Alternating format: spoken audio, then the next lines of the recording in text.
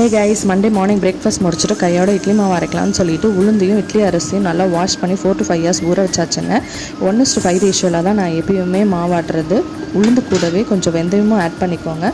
முருங்கைக்கீரை வாங்கிட்டு வந்ததுனால அதை க்ளீன் பண்ணிவிட்டு லஞ்சுக்கு ப்ரிப்பேர் பண்ணலான்னு சொல்லிட்டு சாதம் வடிச்சாச்சு. அந்த கேப்பில் எக்கையும் பாயில் பண்ணி ரெடி பண்ணி வச்சுட்டேங்க.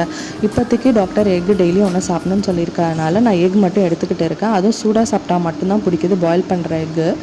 கூடவே சால்ட் அண்ட் பெப்பர் போட்டு சாப்பிட்டுட்டு சூடாக அதுக்கப்புறம் மிச்சம் இருந்த கீரையும் க்ளீன் பண்ணி முடிச்சுட்டேன். எவ்வளோ பூச்சி அண்ட் முத்தல் கீரை எவ்வளோ வேஸ்ட் ஆகிடுச்சு பாருங்கள்.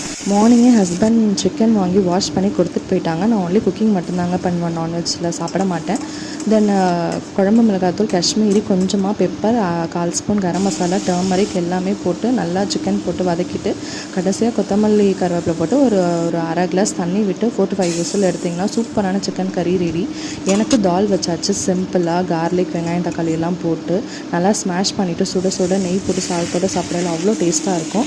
முருங்கைக்கீரையில் நிறைய ஆனியன் அண்ட் கடலைப்பருப்பு போட்டு சாப்பிட்றது எனக்கு அவ்வளோ பிடிக்குங்க. லஞ்சு செஞ்சு முடிக்கும் ஹஸ்பண்ட் வரும் கரெக்டாக இருந்துச்சுங்க. 2 பேரும் சேர்ந்து சூடாக நல்லா சுட சுட சூப்பரான லஞ்ச் சாப்பிட்டாச்சு. சிக்கன் கறி சூப்பர் டேஸ்ட்டாக இருந்ததுன்னு சொன்னாங்க. ஈவினிங் போல் இட்லிக்கு மாவாட்டி வச்சாச்சு. நைட்டு டின்னர் சிம்பிளாக தாங்க செஞ்சுருந்தேன். தேங்காய் துவையல், சுண்டக்காய் வத்தல், மாங்காய் தொட்டுக்க, பச்சைப்பயிர் கஞ்சி, நிறைய கார்லிக் போட்டு செஞ்சுருந்தேன்.